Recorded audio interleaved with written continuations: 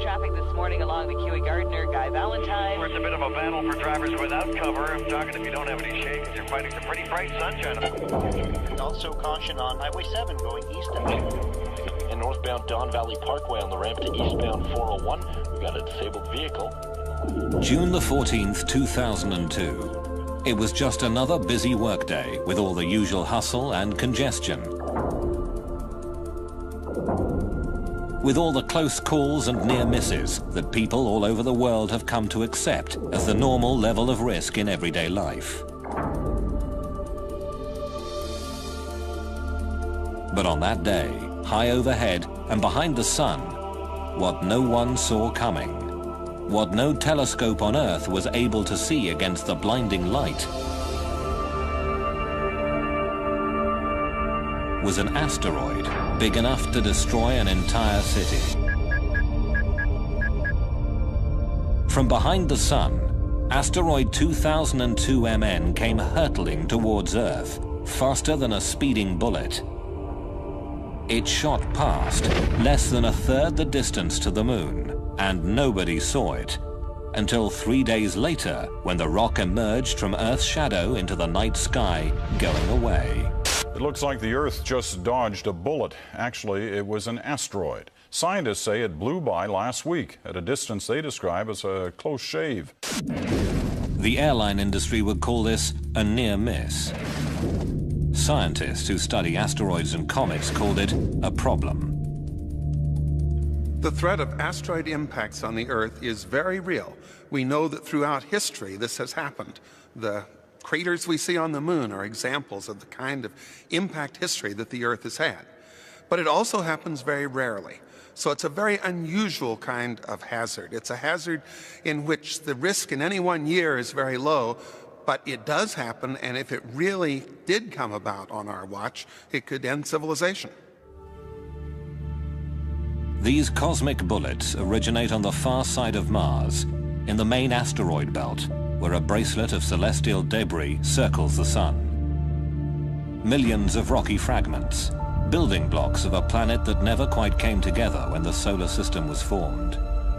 What's often depicted as a busy cosmic junkyard is actually more like a big empty speedway. The rocks are far apart and moving very fast, ranging in size from pebbles to boulders to rocks the size of Mount Everest. Occasionally, the tug of Jupiter's enormous gravity drags an asteroid off course, causing it to crash into another asteroid.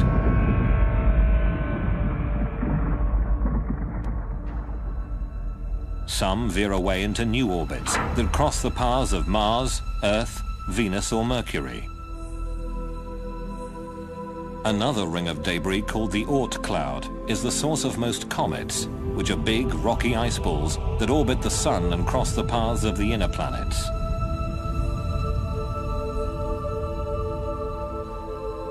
All the inner planets and our moon bear the scars of numerous asteroid and comet impacts. We do get hit all the time by pieces of debris from asteroids and comets. In fact, 40,000 tons of cosmic debris plummets into the atmosphere every year. We see them every night as shooting stars. They don't hit the Earth very often, but when they do, clearly it isn't just going to be a matter of a shooting star seen in the sky. So it is inevitable. It's only a matter of time before the next big one hits us. Even small rocks can make a big impression. In 1908, about 2,000 square kilometers of Siberian forest were instantly flattened as an asteroid exploded near the Tunguska River. The impact site was so remote, researchers had to mount a wilderness expedition just to find the place. When they arrived, there was no crater. Paintings, based on eyewitness accounts, described a fireball. A horrendous explosion in the sky. Didn't actually come crashing down to the ground. It exploded maybe 5 to 10 kilometers up in the atmosphere, and that made a big blast wave in the atmosphere, and that is what did the damage. All this was caused by a relatively small asteroid, somewhere between 50 and 100 meters across. Roughly the same size as asteroid 2002 MN, the one we couldn't see coming. Tunguska's 2,000 square kilometer blast wave would have leveled London. But as bleak as the thought of cosmic collision may be, there is at least a glimmer of hope. One of the special things about the asteroid impact problem is that unlike the weather or earthquakes or other natural hazards, we, at least in principle, we could do something about it. And when we know one's coming for us, our claim is that the technology is available today to stop it. On the Earth, we've got active geology, we've got volcanoes, we've got earthquakes, we've got continental drift, we've got rain, we've got wind, we've got storms, we've got snow. All of those things erode away craters, and that, in some ways, actually fools us into thinking that indeed the Earth doesn't get hit as often as it actually does. Counting craters on the Moon and then estimating how often the Earth gets hit can be a pretty sobering exercise. One scientist who made that kind of calculation was astronomer Ernst Opic, who published his impact estimate back in 1951. The general public, however, paid little attention to the science or the implications. But one individual who did take the issue to heart was Lembit Opic, the astronomer's grandson, who got himself elected to Parliament. My grandfather is the reason why I carried on in politics, what he initiated in science. In essence, he was a pioneer. He saw the danger of asteroid and cometary impacts with the Earth, and he had the courage to speak up about them. And he did that at a time when it wasn't really taken seriously, in the 1950s and 1960s. After years of pushing and prodding, Lembit Opic convinced the British government to commission a comprehensive scientific study of the asteroid and comet threat. The expert conclusion was, the threat is indeed real. Now, the government has set up a task force to examine the risk of an asteroid hitting the Earth. Still, skeptical politicians might want to get on the bus and take a trip to the Natural History Museum. Ask any schoolchild who's been there recently, and you'll hear a fascinating and truly scary tale about what happened to the dinosaurs. The dinosaurs were alive here. They were dead when this sediment was deposited, and this layer is one of the most unique layers in Earth history. In 1980, the discovery of iridium beside a layer of clay which marked the end of the age of dinosaurs led Lewis and Walter Alvarez to publish a theory that a huge asteroid or comet had hit the Earth 65 million years ago and wiped out the dinosaurs.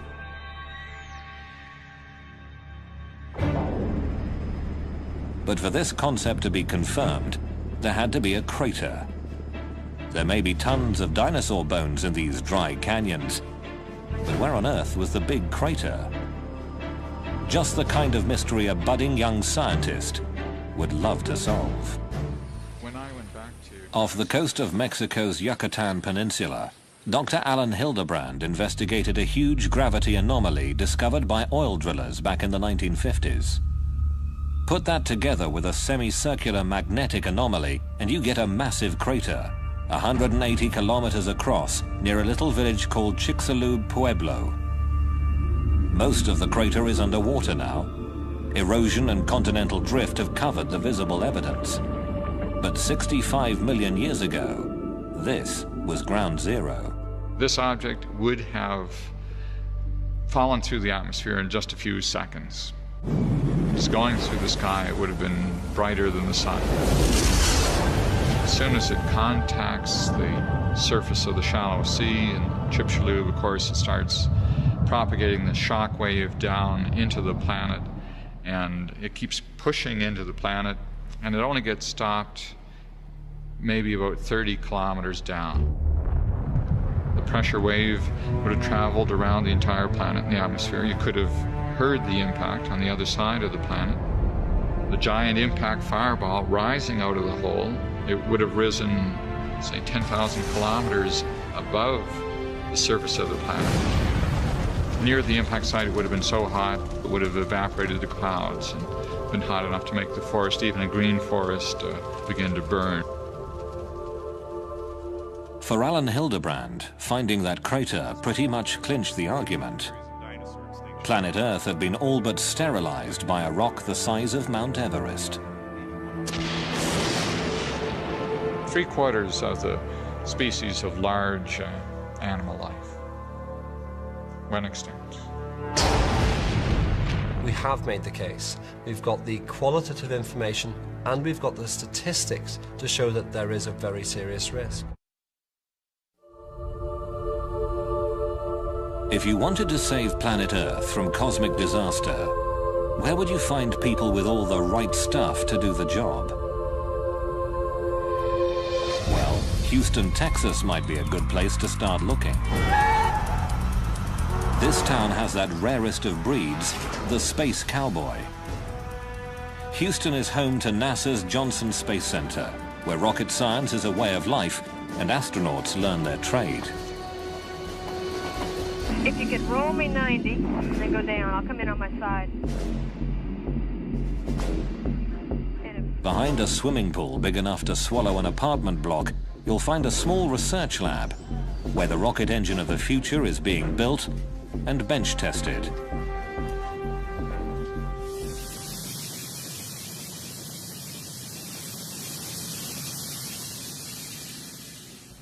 Yeah. Mm-hmm. Very nice. The question is, how big is the plasma going to go from here to here? Dr. Franklin Chang Diaz is one of the lead researchers, as well as an astronaut with 7 shuttle missions under his belt. And in fact, there was a time in one of my flights where we got hit by very tiny micro meteorites, perhaps, or some sort of orbital debris, which made little tiny dents or little craters in the windows of the shuttle. Well, that tube is welded. Yeah, I did it. We already welded it. Yeah, I did it. First-hand experience with rocks in space gave birth to a new idea and a dual purpose to Chang Diaz's work here. His rocket engine has been developed for long-distance missions to Mars, or as far away as the icy moons of Jupiter. But it could also be used to push a dangerous asteroid out of harm's way. I am concerned enough to think that we need to not waste time arguing about it as to whether it's real or not. I think we need to move ahead and do the demonstration, because even if this is a threat which has a very low probability, all it takes is one, and we are history. But before we can send a spacecraft chasing after a rogue asteroid, we have to know where to look for it. In the American West, if you drive across the desert to the White Sands Missile Range in southern New Mexico, you'll find the most powerful and effective asteroid hunter on Earth. Scientists here have tested everything from rockets to the very first atomic bomb.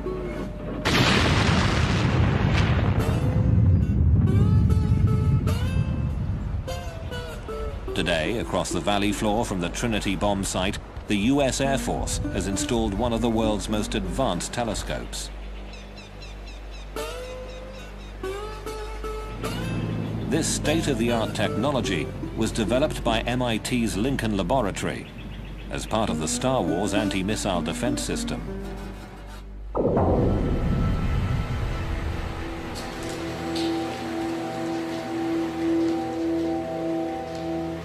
These may not be the world's biggest telescopes, but they clearly are the best when it comes to finding deadly rocks in space. This is LINEAR, the Lincoln Near-Earth Asteroid Research Facility.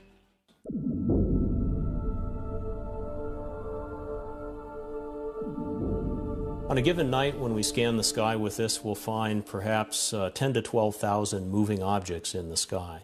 Now, most of those are main belt asteroids, and as such don't represent any danger to Earth. But on the other hand, something like half of those will be brand new discoveries, and buried in there will be 1 or 2 near-Earth objects. Because the Earth rotates, the sky is always moving overhead. To get a clear picture of an asteroid, you have to make the sky stop moving. And you do that with a telescope that can track or follow the stars. This way, you can take time-lapse pictures that isolate the blur of fast-moving asteroids against a crystal clear sky. It then records these pictures like a TV camera on a computer chip that has 20 times more detail than the picture you're now watching. The linear computer deletes previously known stars and planets, leaving a less cluttered time-lapse sequence of the new discoveries. At the end of each night shift, Linear's thousands of new discoveries are emailed to the International Astronomical Union's Minor Planet Center at Harvard University. A team of only 3 scientists must cope with the avalanche of new sightings, searching for potentially hazardous asteroids or comets. Computers make a rough calculation of an asteroid's orbit, but it's up to Brian Marsden to estimate the level of risk. They may be reporting 50 or 60,000 observations from one night, and it takes a while to get through that. But so we look first at the fast movers and see if there's anything interesting there. H is equal to sine delta. We do sometimes get close to 70 or 80,000 observations a day, almost 1 per second. There are some days when we effectively have 1 observation per second. Even with fast computers, Marsden's team can make only a preliminary calculation of each asteroid's orbit. 5 shots in one night cover only a tiny segment of an asteroid's orbital path.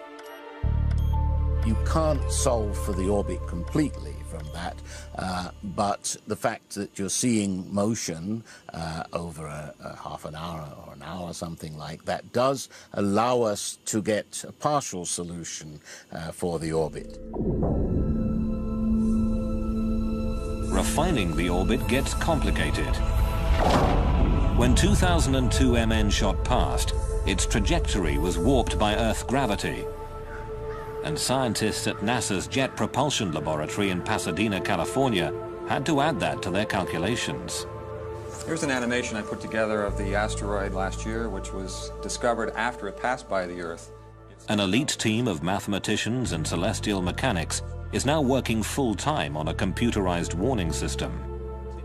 Our orbit animation, you can see how when it returns out to the asteroid belt, the close approach to the Earth has changed its orbit, and it's no longer returning to the same place it started.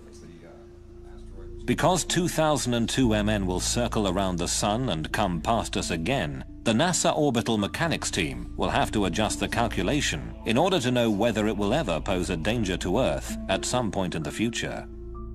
So here we've zoomed in on the Earth-Moon system and we're looking down. You can see how close it came to the Earth. It went over the top, and how you can actually even see the bend in the trajectory.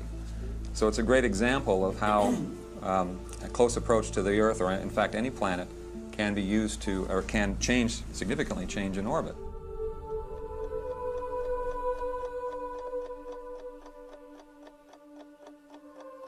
To know where an asteroid is likely to be in the future, you need a model of the solar system. Mechanical models that show the relative motions of the Sun and planets have been around since the early 18th century. They're called orreries.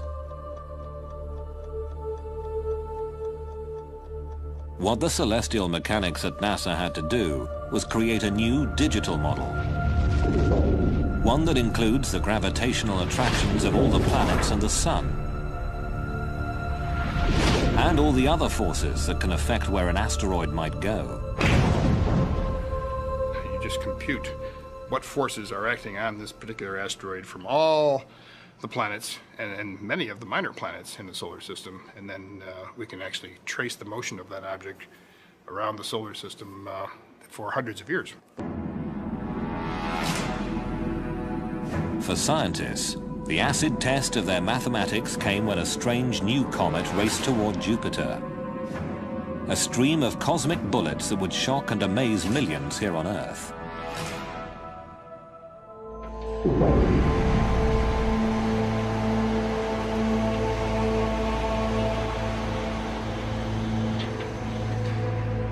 In the spring of 1993, the eyes of the world turned almost in unison towards a doomsday rock like no other. From the far side of the solar system, it flew in a death spiral toward the largest planet. Gene Schumacher, his wife Carolyn, and their colleague David Levy had discovered an odd-looking streak of light that turned out to be a fractured comet. 21 large chunks of icy rock and cosmic dust heading towards Jupiter. We knew we had something very unusual. It was so unusual we were a little unsure just what we were dealing with. NASA asked Paul Chodas and his team to calculate the orbit and predict whether this new comet would actually hit Jupiter. And it started off at some 60%, and before long it was 90%, and this was a year before impacts. As the impacts approached, we continued to predict not just the impact probability, which went very high, but where and when the comet fragments would hit the planet. And it was a prediction months in advance, and as we got closer and closer to the impacts, I kept wondering, well, is the math right? Will this actually happen the way it was predicted? A giant comet is on a collision course with Jupiter. Everybody on Earth who was paying any attention wanted to see if the comet would actually hit Jupiter. We have liftoff. Liftoff of the Space Shuttle Endeavour on an ambitious mission to service the Hubble Space Telescope. NASA's Hubble Space Telescope set its sights on the planet, and the pictures of what happened next were truly stunning. Right there! Get it! Wait. And then the impacts occurred. We were within minutes of getting the right answer on the time of impact, and the location of impact turned out to be just right. Over the next week, 20 more fragments of the comet crashed into Jupiter, some leaving scars as large as the Earth. Bang on its cosmic schedule, the comet's first impact was recorded by NASA within the last hour. When fragment G slammed into Jupiter, releasing an amount of energy equivalent to about 6 million megatons of TNT. In the wake of SL9, a group of concerned scientists gathered in Italy for a brainstorming session. They created a brand new international organization called the Space Guard Foundation. Okay, I'm going to join. To promote the discovery and study of near-Earth objects. Some people imagine that there are lots of astronomers out there scanning the sky looking for incoming comets and asteroids, and that, of course, is not true. In fact, until recently, there was hardly anyone out there looking. It's going to glow for about a half an hour and set everything on fire around you. But whose job is it to defend planet Earth? Weapons scientists from the United States and Russia had already held a series of meetings and came up with their own ideas about how to deal with the impact threat. Blow off some material, you get a reaction in this perpendicular direction. The military establishment under Star Wars had created a whole lot of devices, or at least concepts, for weapons in space and devices in space. And in the early 90s, when the Star Wars program was looking a little bit iffy, I think there was some motivation for them to try to apply their technology to this newly discovered hazard from asteroids and comets. The military approach to the problem proved to be controversial. The notion of sending nuclear weapons into space generated an immediate backlash. Edward Teller was proposing that we blow up an asteroid to show that we could protect the Earth, and I thought that was a pretty crazy idea. Blowing up an asteroid with a big bomb has a lot of problems associated with it, violating treaties, taking a single asteroid and making a swarm of smaller asteroids. It seemed like it was more of an interest in bombs than it was a serious interest in defending the planet. For NASA, on the other hand, NASA obviously is the natural agency to discover the threat and the objects, but they say no, planetary defense, that's a military obligation and not an obligation of NASA. Not NASA, not the military. Just when it seemed planetary defense was nobody's job, a tiny speck in the sky would set off doomsday alarms around the world.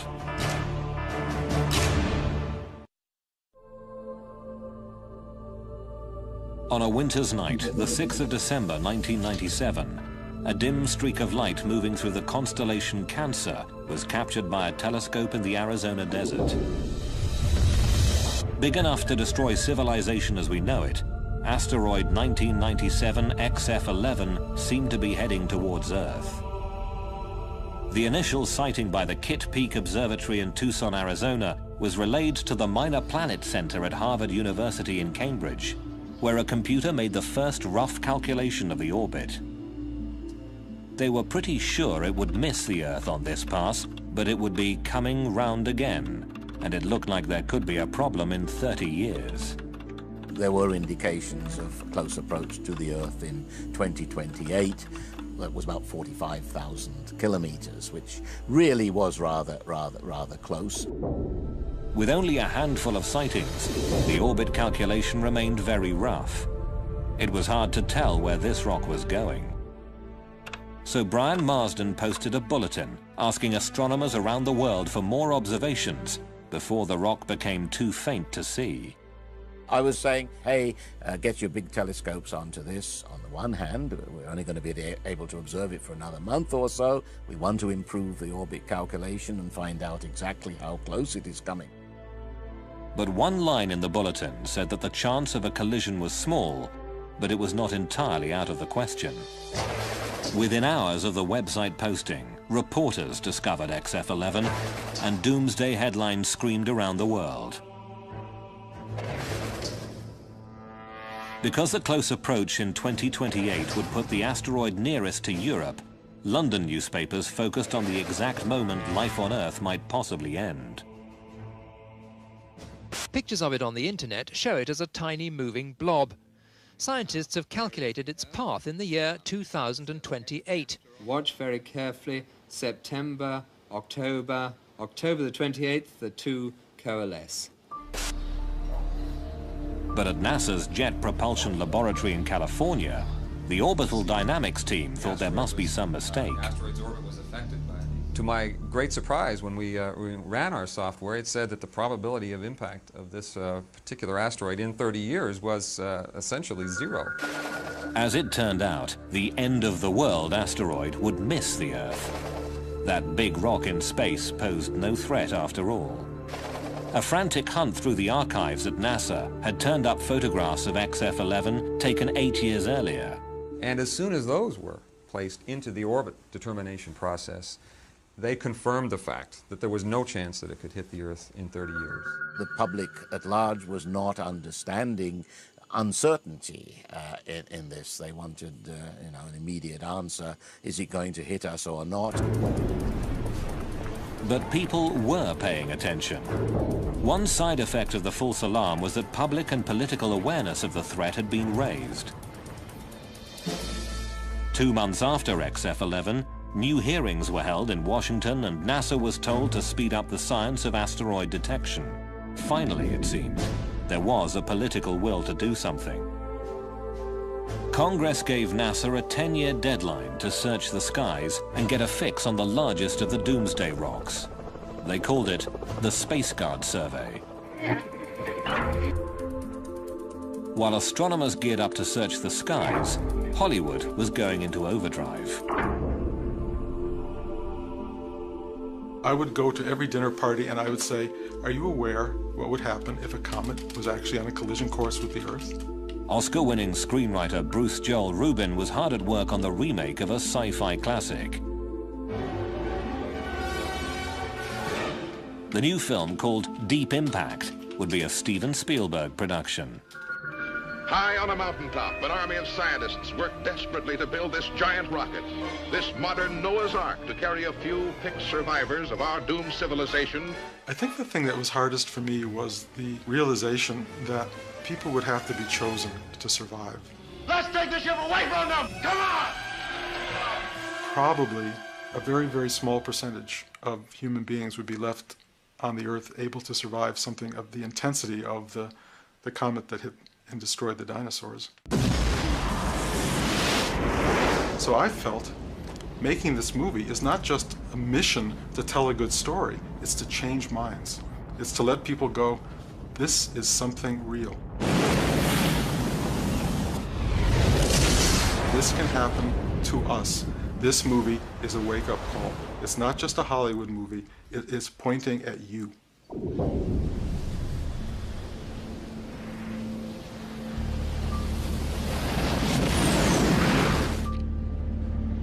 As Hollywood released Deep Impact, telling the world in no uncertain terms that cosmic collisions were no longer just a cosmic joke, real-life professional asteroid hunters were making movies of their own. But instead of using cameras, they worked with delayed Doppler radar. Take the same technology behind a police radar system, jump the power to 400,000 watts, and you've got NASA's Deep Space Network with huge multi-dish systems like the Goldstone tracking station in California's Mojave Desert. This is the main room of the pedestal of DSS-14. The first time radar astronomer Stephen Ostro bounced a signal off a rock in space, a wobbling blot of pixelated data bounced back. What looks like digital gibberish spoke volumes to Steve Ostro. Radar really does three things at once. One, it works at long wavelengths, so you're sensitive to structure on large scales and metal concentration. The other is you can make pictures. And you can't do this from the ground in any other way. You make pictures of objects, and then we take a sequence of pictures, and we go through a computational process to produce the 3D models. That's the second thing. The third thing is that it makes very precise measurements of distance and speed. When the 1,000-foot radar dish at Arecibo in Puerto Rico bounced a beam off an asteroid called Castalia, the data was translated into a 3D computer model. The very first radar movie showed how Castalia spins and revealed that it was actually two massive chunks of rock held together by weak gravity. Every time they made the trip to Goldstone for a new radar target, Ostro and his team were like kids reaching into a box of chocolates. They never really knew just what they would find. Asteroid Cleopatra, shaped like a dog bone, was roughly the same size as the state of New Jersey and was made almost entirely of metal. Echoes from asteroid Tutatis produced images of a rocky, cratered surface and a wobbling, tumbling spin. Every single one of these objects that we've made a shape model of is very different. This is Tutatis. From a telescopic smudge of light to a 3D shape model, radar gave them physical details and the first clear idea of what asteroids are really like. In the year 2000, the radar movie crew developed a dark and mysterious new image, asteroid 1950 DA, a big rock that gave everybody a bit of a shock. Once we got the radar data, we began the normal process of just seeing how far in the future we could predict this thing before the uncertainties in the orbit blur out. And in this case, we could go over 880 years into the future. And what was startling about that case was the impact probability turned out to be non-zero. Non-zero means there is a chance this rock could hit us. On March the 16th, in the year 2880, 1950 DA will cross the Earth's orbit. Will it hit us? The odds, 1 in 300. If 1950 DA does hit the Earth, the most likely point of impact would be at sea. Of all the big asteroids discovered thus far, this is the most dangerous one we know. Eric Asfaug and Stephen Ward have created a computer model of the impact.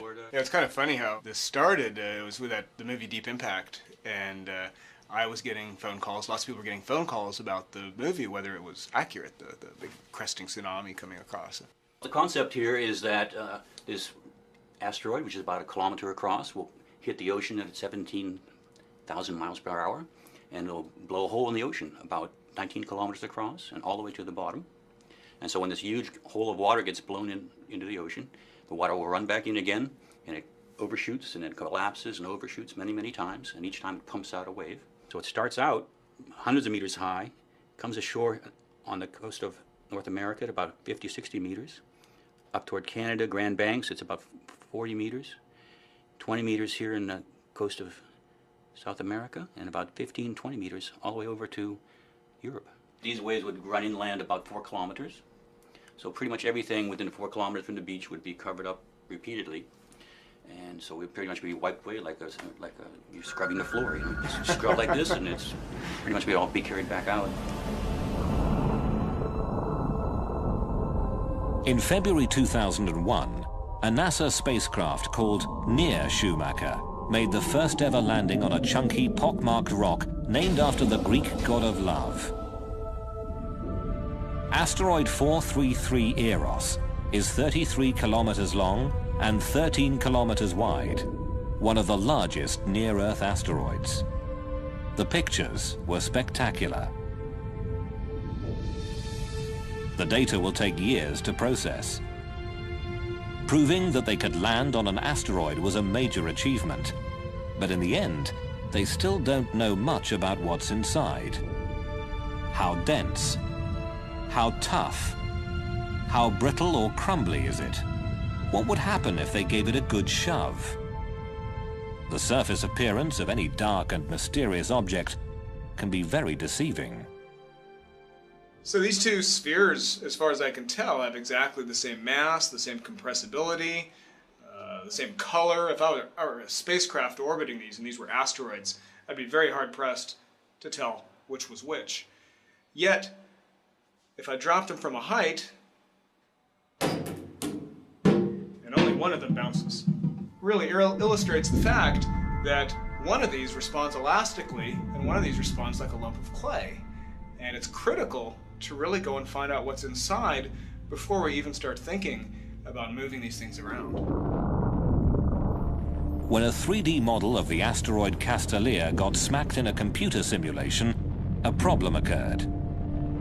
An impact with the same energy as the Hiroshima bomb turned Castalia into a pile of rubble, but did not deflect its trajectory in any significant way.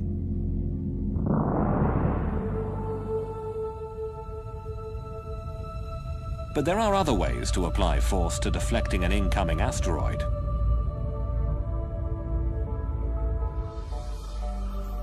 Using the power of the sun to push dangerous rocks out of the way may not be so far-fetched after all. This is a typical near-Earth asteroid. Its name is Galevka. It's about 1/2 kilometer across.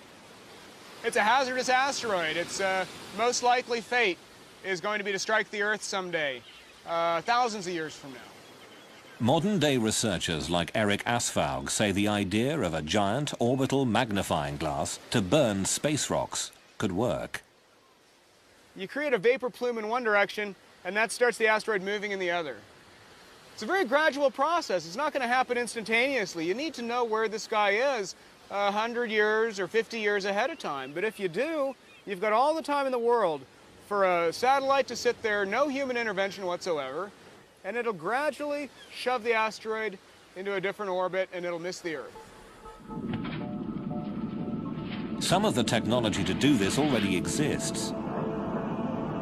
Take an inflatable parabolic antenna the size of a tennis court, convert it to a solar collector, and use it to focus sunlight on an asteroid.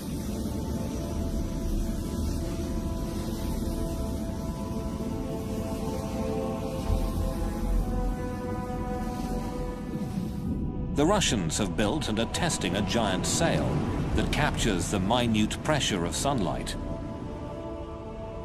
Just attach the sail to an asteroid and let the rock hitch a ride to someplace else.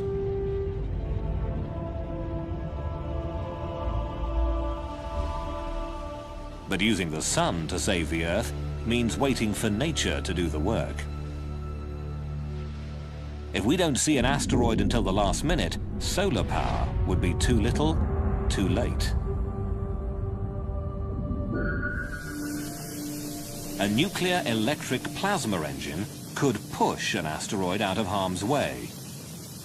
The rocket technology at this NASA lab in Houston, Texas, could provide the power for a space tugboat. A group of astronauts and aerospace engineers is designing the B612 mission to prove that asteroid deflection can be done with existing technology. These are rockets that have very tiny amounts of thrust, but they are so frugal in the use of propellant that we can keep the rocket going for periods of the order of a year. Building a better rocket engine is only the first step. Figuring out how to latch on to an asteroid, point it in the right direction, and push without losing control is the really tricky part. After years of research, NASA finally had it. The first complete draft of a plan, a demonstration mission, to save the planet.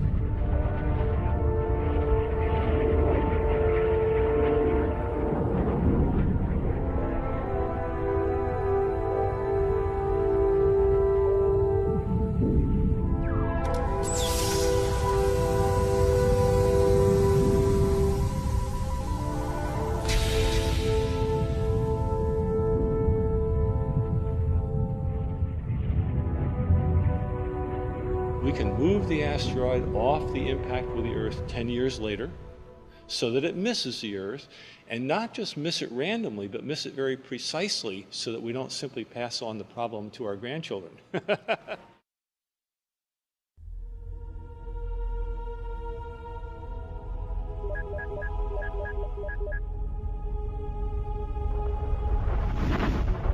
Midway through 2003, the Space Guard survey had reached the halfway point.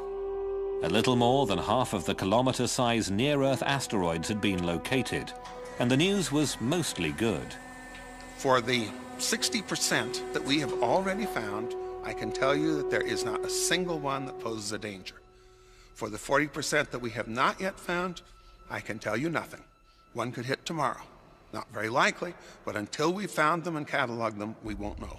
But finding the really big asteroids, those 1 kilometer monster rocks capable of ending human civilization, is only the first part of the challenge. There are an estimated 50,000 smaller asteroids that are big enough to cause tidal waves or destroy vast regions of the Earth.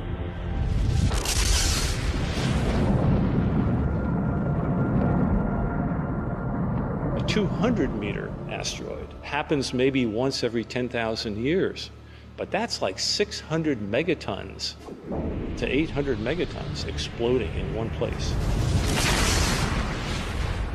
Recall the small 60-meter rock that exploded over Siberia in 1908?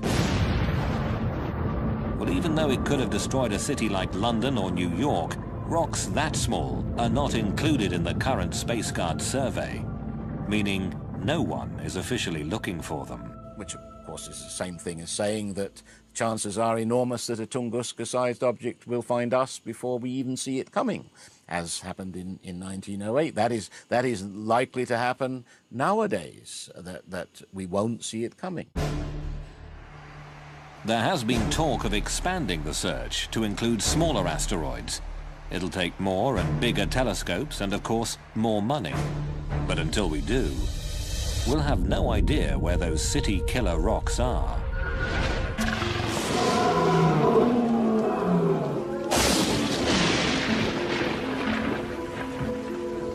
Evolution on Earth has proceeded in part because every so often a global catastrophe comes along, pushes the reset button, and new things happen. It wiped out the dinosaurs 65 million years ago, and at the time, we mammals were just furry little creatures burrowing around in the ground, and an asteroid or a comet impact took out our principal competition.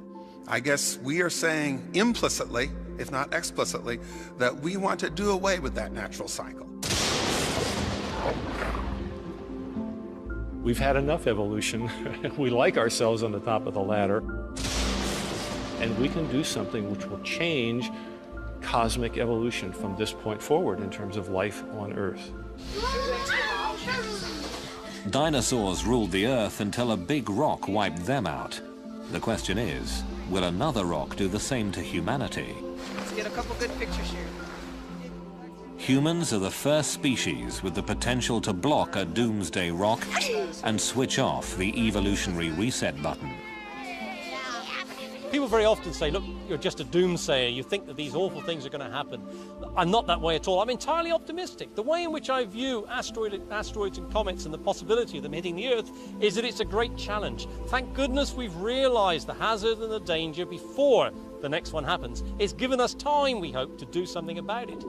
Scientists can study the sky and find the dangerous rocks ahead of time. Astronomers can do the math and predict the orbits. People have the desire and the right stuff to do the job. There's a whole new field of science that could give humanity an option the dinosaurs never had.